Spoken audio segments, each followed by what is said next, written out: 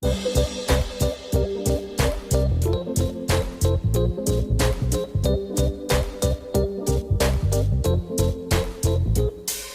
Utah Division of Wildlife Resources, or DWR, shared this unique footage from their summer aerial fish dumps, a practice that restocks over 200 of Utah's high-altitude mountain lakes per year.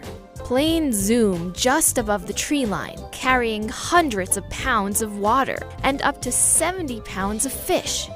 They drop about 35,000 fish in a single flight. It may be a shocking sight at first, watching trout and splake and grayling blast out of the back of an airplane, but it actually serves a practical purpose.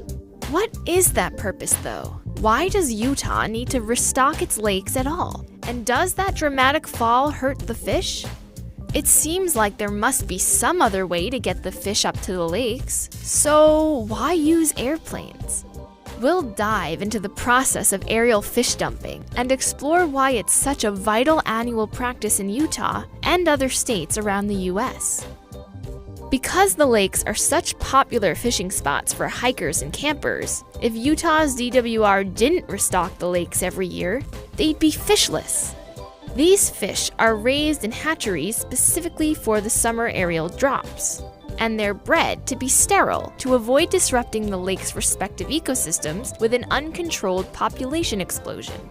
Before flight, the fish are counted and weighed to assure that the right number and species make it into the right lakes. They're also raised in the water temperature of the eventual lake they'll be put in.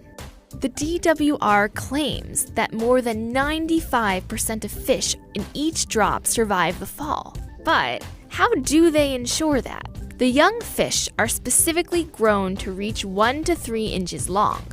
That tiny size, combined with the low height from which they're dropped, means the air actually slows their fall, letting them flutter down and survive impact.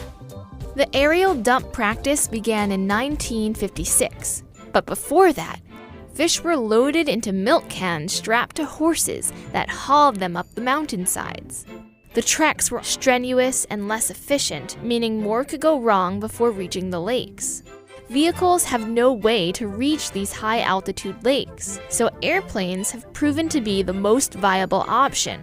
These days, planes can stock 7 lakes in a single flight, making it both the most cost-effective option and the safest.